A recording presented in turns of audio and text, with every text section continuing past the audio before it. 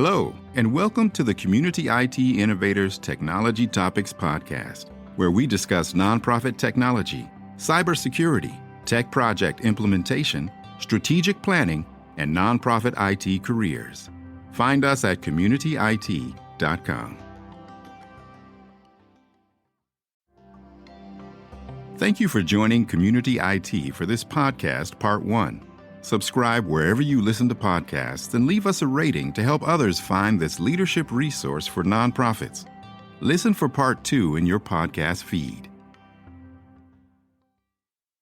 Welcome, everyone, to the Community IT Innovators presentation on artificial intelligence and ethics for nonprofits. I am really excited to introduce our panelists today. We have Johan Hammerstrom, who is the CEO of Community IT, and Sarah Di Troia, who is with Project Evident. We know that artificial intelligence, or AI, is coming at us at 100 miles an hour, and a few years from now, it will have transformed our workplaces and our communities. So if you're trying to use AI to do your work, or if you're worried about the impact that AI will have on the communities where you live, you are not alone. Sarah Di Troia is at the forefront of considering the ethics of AI and how nonprofits can advocate for ethical use of AI. So my name is Carolyn Woodard. I'm the Outreach Director for Community IT, and I'll be the moderator today. I'm very happy to have our panelists here. So Johan, would you like to introduce yourself? Yes, good afternoon. Thank you, Carolyn. My name is Johan Hammerstrom. I'm the CEO at Community IT. I've been with the company for over 20 years, have done a lot of work with nonprofits and helping them use technology effectively during that time. And over that 20-year period, I've seen a lot of new waves of technology coming into the sector and creating opportunities and also challenges for nonprofits. And it definitely feels like we're starting to see something new with all of this AI technology. I have a lot of questions about it, so I'm really excited that Sarah Di Troia is joining us today to share her wisdom and knowledge on AI and how nonprofits can use it. So Sarah, can you introduce yourself? It'd be a pleasure. Hi, everyone. I'm Sarah Di Troia. I'm a strategic advisor with Project Evident and focused on product innovation. I've been in the nonprofit sector for the last 30 years, both as a funder, as management, leading a COO, leading a scaling nonprofit, and then as an independent consultant. And in addition, my work with Project Evident.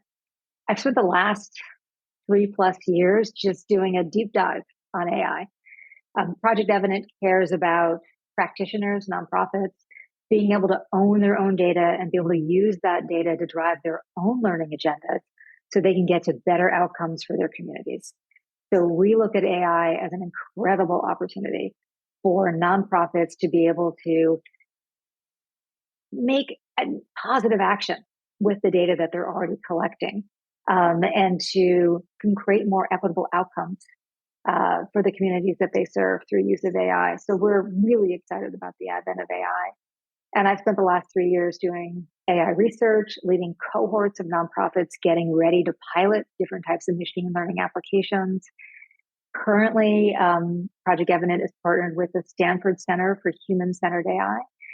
We are doing a national survey on nonprofit and foundation AI use, and I hope many of you will choose to take that survey so we have a robust understanding of what's happening with AI.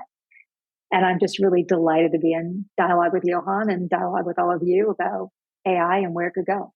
Thank you, Sarah. Would you like to tell us a little bit more about Project Evident? I just put the link to the survey in the chat for everyone. Thank you so much. I have a couple of other links that I'll put in there as well.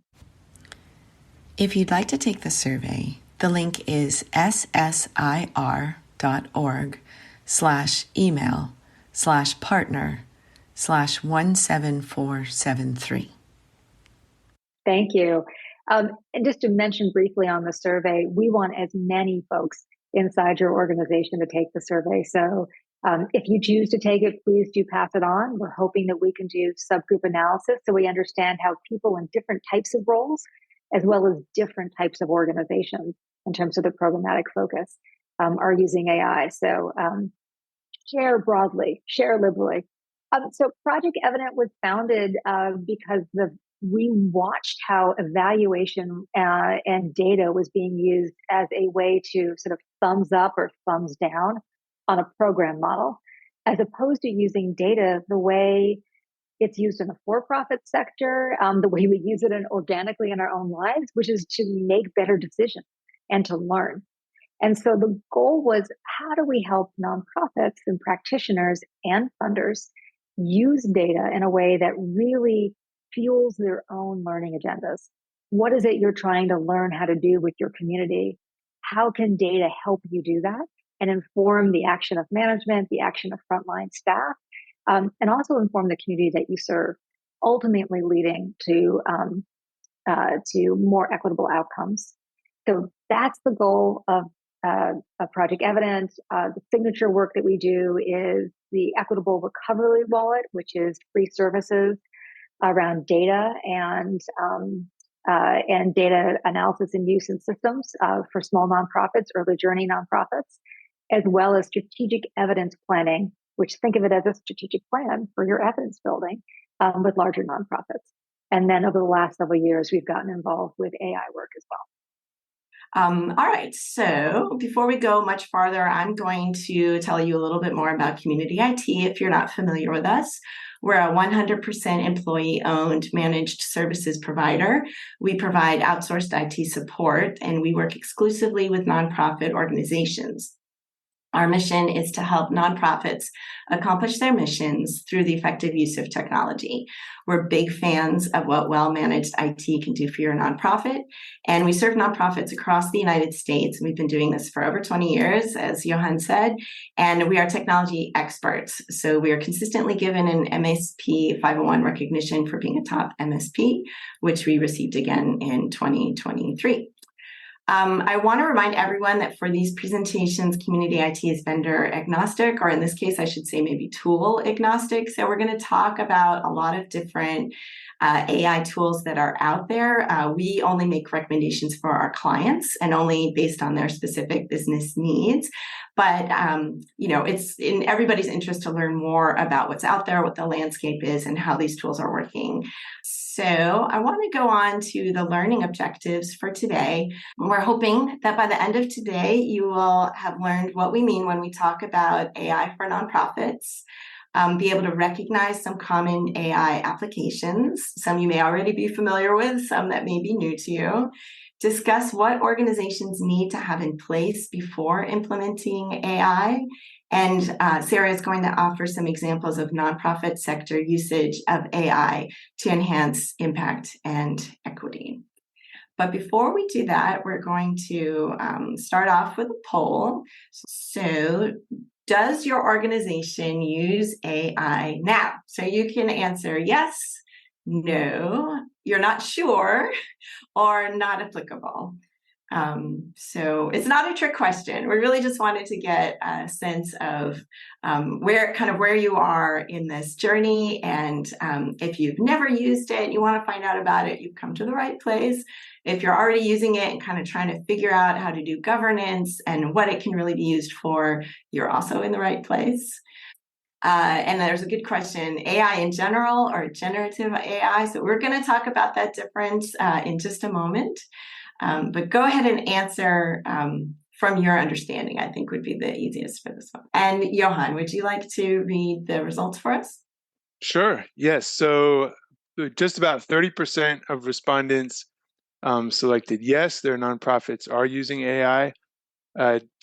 Just over 40% responded no. Around 20% responded not sure, and then the remainder said it didn't apply to them. So pretty varied, pretty mixed. Excellent. Okay.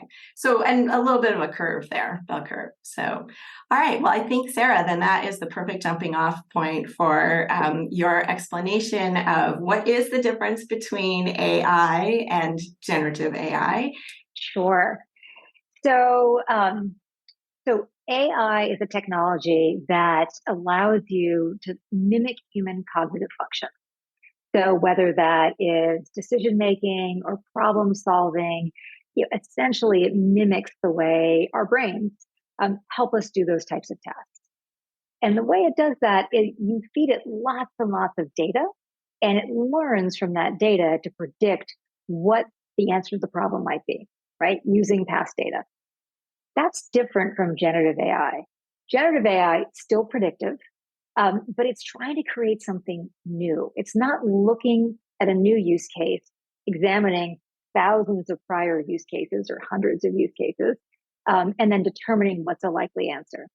Generative AI is trained on massive data sets, and it generates new speech in terms of sound. It generates new writing. That would be ChatGPT. It generates new visuals. So you can ask it to create an image. It can also create video. So generative AI uses large amounts of data. So folks might be aware that ChatGPT 3, not 4, which is also in the market, but 3 was trained using all of the available information on the internet up to 2021. So that was the training data set, pretty large data set, that was used to be able to make predictions about how to respond to questions. It's still basically a predictive technology, but it's generating new content, new pictures, new sound. You probably have also heard the words machine learning, and machine learning versus AI. This is essentially for lay people the difference between ice cream and gelato. Like, yes, there's a difference between these two delightful frozen treats that use sugar and cream and ice. But if you're really hungry on a hot day and you want something sweet, either one will do. Technically, machine learning applications are a subset of AI, of sort of that traditional AI, not generative AI. And a machine learning application would be something like a recommendation engine, which you all experience with Netflix or with Amazon when you make a purchase. Would you like to see this movie? Would you like this book? Or a virtual assistant, which you have probably encountered if you were trying to change your airline flight, or maybe if you were shopping online and suddenly a virtual assistant asked if you needed help. Or natural language processing. Hey Google, hey Alexa, hey Siri, the ability to understand language. So those are all different types of machine learning applications, and there are many more, by the way. Those are just 3 that you probably have encountered in your day-to-day existence at this point. I really like that analogy of ice cream versus gelato. I think that really helps sort of clarify, what we are now calling AI, and maybe truly AI technologies that we've been living with for a while now. One of the questions I have is why now? Like, my understanding is that some of these generative AI models have been around for 4 or 5 years, and it seems like it all just sort of exploded onto the scene in the last year, and there's a lot of hype around AI and AI tools. And I'm curious, what's sort of behind that, and is that real, or is this just part of the the tech industry hype cycle? Right, which does feel like we've been in a constant hype cycle for the last decade of different types of technologies that are going to revolutionize our world. So I want to talk a little bit about why now for traditional AI, some of those machine learning applications that I just referenced, as well as why now for generative AI. So, Johan, you're absolutely right. The antecedents of AI have been around for probably 25 years in terms of academic research, in terms of the commercialization of this technology. Certainly, some of those machine learning applications have been readily available to large companies for the last decade. I mean, it's transformed the way that we all interact as consumers with companies. We are no longer in a one-size-fits-all world in terms of the way you interact with an online retailer, sometimes even with an offline retailer if you have one of their credit cards. So what's happened on the sort of traditional AI is what happened with Squarespace.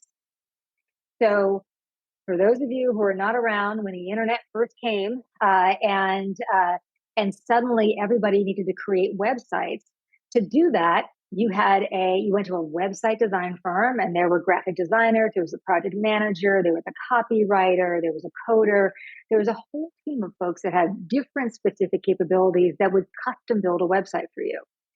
Flash forward to today, and you could probably have a high school intern build you a pretty decent website for your organization using Squarespace. You don't need to have technical capabilities. You don't need to have design capabilities, and you can probably even stand it up so that you can process credit card payments. So that moving from customization to a tool that a non-technical person can use, we've traveled that path with traditional AI. So recommendation engines, chatbots, predictive analytics, there are now tools that are available to you through the Amazon Sage Suite, through Microsoft, that you can literally just use the package, and you can upload your data and you can kind of drag and drop, if you will. So I think the time is now for sort of traditional AI, because it's going to get really cheap and it's going to get much more broadly available to folks. And you don't need to have the same level of technical expertise to be able to program. In terms of why now for generative AI is the fact that it got released publicly. And some of our largest companies are search companies. Google is now in a monopoly. Should we call it a dialogue? A legal situation in terms of its monopoly on search. Search is an incredibly lucrative industry. And I think one of the reasons why we're in the hype cycle is that ChatGPT actually is a way to completely upend the way we search things and the permeability of information, so that it is more integrated when we receive it, as opposed to looking at 12 different links and looking at lots of different information and then you doing the integration. So I think it's possibly going to upend a big company, and that's why there's a bit of hype around it. And the fact that it was publicly released and it was a cool tool and it was free, that certainly drove a lot of interest as well.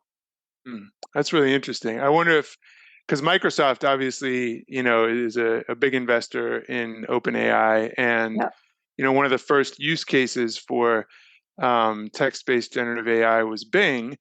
And so it's in some ways maybe Microsoft saw that as an opportunity to finally gain some search market share from Google. Not sure if that's happening, but that's interesting. It's important, I think, to see the tech industry business behind the technology itself. Like, the technology doesn't exist in a vacuum. It's being created by these very large corporations for very specific business purposes. So it's always good to be reminded of that. That's right. I think that's a good segue into talking a little bit more about what nonprofits can do to be ready for AI, because all these tools are coming out, and I think there's always the fear that if you don't jump on the train quickly enough, it's going to leave the station and you and your organization are going to be left behind. So we do want to talk about that, but I think we have another poll before we get to that question. Yes, that's true. All right, let me get to that poll. All right, so we wanted to know from you how your organization has addressed AI. And so when we were talking about this before with Sarah, when we were preparing for this webinar today, we came up with these different kind of levels of where you are at in addressing AI. So the first option is we don't have an AI policy or governance. It's pretty much a free-for-all. So if you have a tool or are using a tool that has AI built into it, you just go ahead and use that as an employee. The next answer that's possible is we have an AI policy. Staff as individuals know how they are allowed to use AI to do their work. So you've started thinking about it. Maybe you've put a policy together or some governance, or are in the process of putting some governance documents together. Another level that you could be at, another layer, is that you have tools that use AI, and you've gone beyond just having governance documents. You're intentional about increasing your efficiencies to increase your impact. So you're looking for ways that you can use AI tools to make your organization work more efficiently and achieve your mission that way. The last level was embracing AI to achieve your mission in maybe customized and intentional ways. So maybe even transformative ways, doing your mission perhaps differently because AI allows you to do it in a different way in the community where you work. Again, this is not meant to be a trick question, but it does require a little bit of reflection. And I see about half the people have answered it. If you're not totally sure how to answer it, that's fine. I'm going to go ahead and end the poll and share it with everyone. And Johan, would you mind again just reading the results and letting us know what we find in this poll? Yep. So the vast majority of respondents, 85%, don't have an AI use policy or governance. It's a free-for-all. I'm not going to say that's wonderful, but you're in the right place. We are going to be talking about this exact issue, and you're also not alone. So don't feel bad if that's the answer that you gave, because that's 85% of the people on the webinar today. 6% have an AI policy. 6% have tools that use AI, and the remainder are non-applicable. Well, 2% were embracing AI to achieve their mission in intentional ways. So very interesting to hear. And thank you everyone for sharing that with us. And thank you, Johan, for mentioning you're not alone. Everyone is struggling to figure out how to use this and how to have governance around it, which is why we have Sarah here with us today. Okay, so I want to move on to our next topic, which is around readiness for AI. So Johan, I think you had a couple of questions for Sarah. Oh, lots of questions. So, I think, one of the things that I have to keep reminding myself of is that you can't just deploy technology. You can't just launch it. You have to prepare first. And that takes a lot of discipline to remind yourself of that, especially when there are really interesting and novel technology tools being released. Our tendency is to kind of jump in and start using them and figuring out how they work. But there is a lot of important preparation that needs to take place first. And, I'm really, really interested in hearing more about what Project Evident has been doing. You mentioned it in your introduction that you've spent the last 2 years really deeply focused on AI and figuring out how it's going to fit into the larger goals of Project Evident. So I'd love to hear more about what you found in your research and how your findings can be used by nonprofit organizations in getting themselves ready for using AI tools appropriately. So before we kicked off the webinar, and I was chatting with Carolyn and Johan a little bit, and I just talked about how much I love moments of tremendous change, both inside organizations and across our sector. I find those to be really fertile, exciting moments, and we're definitely in those moments right now, both inside our organizations and in our society writ large. So I just want to say that I have a lot of enthusiasm and excitement about what can happen and what may happen for us in the future. So one of the things I really have loved doing at Project Evident is I've thought a lot about AI adoption inside organizations. I'm going to focus on that initially and share some resources. I then want to talk a little bit about what I think some opportunities are for AI in the sector. And maybe I'll share some examples of that as well. If Johan, if that's where we want to go. Johan, I really appreciated the way you framed this, which is actually there's a lot we can do to get ready. And this became really apparent the first cohort that I led, which was preparing a set of education organizations who specifically wanted to work with recommendation engines. That was the ML technology that was of interest to them. And we thought we would start this cohort by, day one of a 6-month cohort was going to be, let's talk about the problem that you want to focus on. That a recommendation can be a smart solution. And we realized, people were nowhere near identifying the problem. And actually, we need to start earlier. And that really became the basis, working with that group and then doing a bunch of masterclass webinars around AI readiness, morphed into what we call the AI readiness diagnostic. And Carolyn, I sent you I just chatted you the link for that. That's on the Project Evidence website. It's a diagnostic of 12 questions. I'm going to give you a high level of kind of the 4 buckets that falls in. And when you go through the diagnostic, which we highly recommend that you do with program technology and your measurement and evaluation and learning staff, because when I share with you some of the questions, no one person has all of this information into organization, which is as it should be, because AI projects are cross silos inside of our organization and really require collaboration. But the diagnostic will then give you a customized report with additional resources and some ideas about how to prioritize and help you interpret your scores. But at any rate, not surprisingly, the place that we really would love you to start is with equity and design justice. So if you are an organization that has never brought end users into a design process, that's something you should learn about before you jump into building an AI pilot. If you haven't done your DEI work to be able to talk about difference and equity, because often for organizations that deploy an AI tool, they will learn that maybe there were some inequities around how their program was being delivered to different subpopulations of clients that they work with. Being able to contextualize that and talk about that and learn from that is really important. So design for justice and equity is the most important, that you have some basics around some skills and some work you've done as an organization. The next is strategic purpose. Not surprising. If you're going to undertake a large project, you want to make sure that your board and your leadership is on board.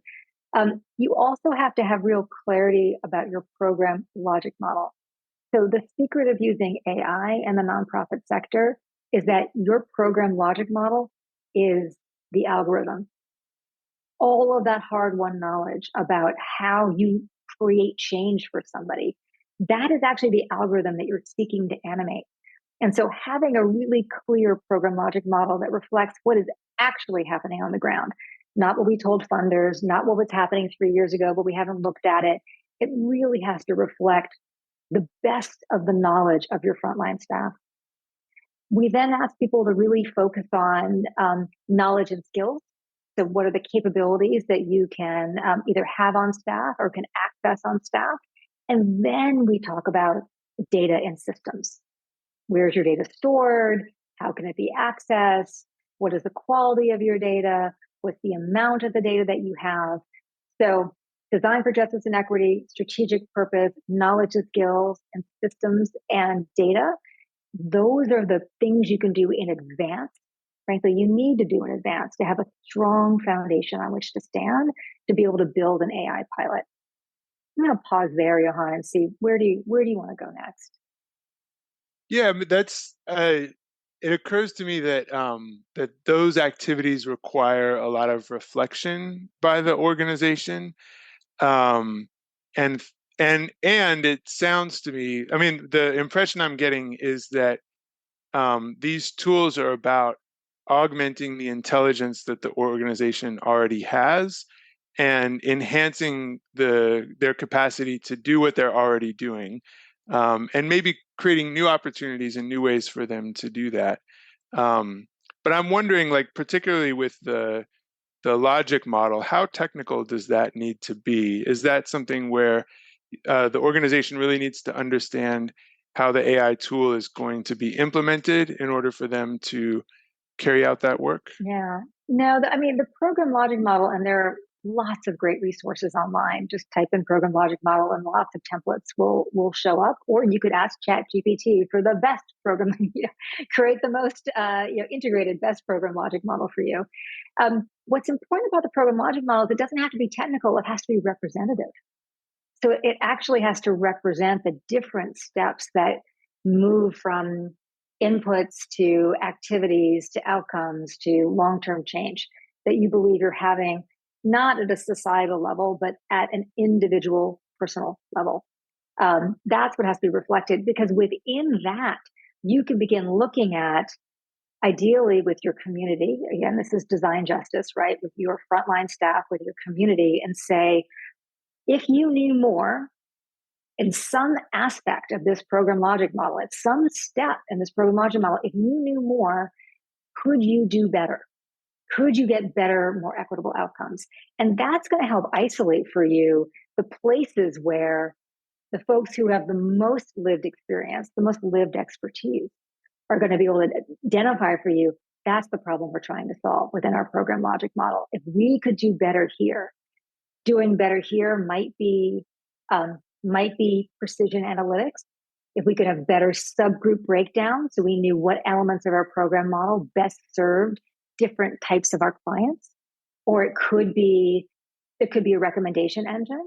If I was better able to connect more teachers with with a particular professional development that was sort of just in time, perfectly matched, that would support them on being better prepared in their classrooms. So it can be, it can be, the program logic model can be agnostic of the type of machine learning application, but the program logic model will be your map to help understand what is the problem you're trying to solve. And then you can figure out if one of the tools that are in the market can help you solve that problem. Got it. That's very helpful. The one of the sort of aha moments for me in hearing you talk about AI and preparing for this webinar is the degree to which this is also data driven. We don't, like you mentioned that ChatGPT, I believe, was trained on all of the data on the internet, which is kind of an inconceivably massive amount of data. But the impression that I'm getting is for nonprofits to get ready to use AI tools effectively, they also need to be aware of their own data, because am I understanding this correctly? It's really their data that's going to be informing the AI tools that they start using. So here's what's really exciting about using AI tools.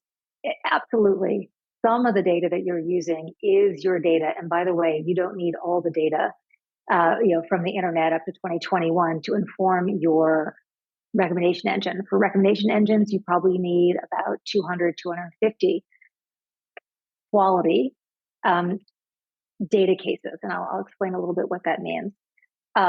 So I want to right size the expectation. The other really interesting thing, though, is that in the last decade, our government has been releasing more and more data sets to researchers and just making them available to the public. So you have the ability to now integrate your data with census data, which can be incredibly rich data. So there's a school that is using actually a recommendation engine to identify students who are overlooked for AP or IB classes. It's called Equal Opportunity Schools. That's always been their program model, but they've done that by a human. And they've had a human look at school-based data, attendance, grade point average, as well as their own survey data that they would collect inside the school, as well as some types of data that is outside in the community. They're now using a recommendation engine to bring census tract data, school data, as well as their own collected data to then recommend which students are being overlooked. Now, importantly, that recommendation is not then just being given to the school. The recommendation is being given to the coach, the frontline staff person, who it was always part of their job to find those overlooked students. They now just have a machine learning application, a recommendation engine that's making those recommendations to them for them to verify. It frees up their time so that they can be more efficient in their decision making and spend more of their time focused on making sure that the students who do end up in those classes are successful, which is the other part of their job. That's such a great example, because it really shows how these tools can enhance the human intelligence that's needed to do this work. And it also sounds like they were very intentional about the approach that they took in developing that system. How long did it take? What was kind of their overall process? How long did it take for them to get ready? What sort of led them to deploying and implementing those tools? What were some of the challenges that they ran into along the way? So first of all, they were part of Equal Opportunity Schools as part of one of the cohorts that we ran. I think what was most exciting is that it's a relatively large nonprofit, and that you had a frontline coach person, sort of somebody in that role, talking to somebody who did measurement, evaluation, and learning, as well as technology. So when we ran that cohort, we said you need a representative from each of these, plus somebody from senior management, that's willing to be in collaboration with each other around understanding what the problem is and beginning to design what that solution could look like. I think one of the most exciting things for us was when the measurement, evaluation, and learning person said, I didn't know this person on staff, and now she's my go-to as somebody who I want to talk to at least once a week to help me make sense of information that I'm receiving from across the network. So I think one of the things that's really powerful about these projects is that they have an opportunity, they have a necessity, frankly, of knitting together. It's not a technology project. I know I'm talking to the community IT community, but it's not a technology project. If you want to use AI to drive your outcomes, to attain your mission, this is a program project that is supported by evaluation and measurement and learning and supported by technology. All of you have to be on the same side of the table together, working together. The challenges that they faced was, how do we engage the rest of our organization on this? Because we have some fear that this is going to we're going to overlook students by going in this direction versus having it still be done by a human. So like any big shift that you're doing inside of your organization, there was a change management activity that had to happen. And that activity was making sure people understood the technology, understood the sort of the piloting that would happen in a safe space, so they could use data from prior years to run basically the same analyses that people had run as individuals to see whether or not the recommendation engine would be as strong as having a person do it. So it was how do I bring my organization along? That's training, that's learning, that's transparency. And also, how do I keep the mission front and center?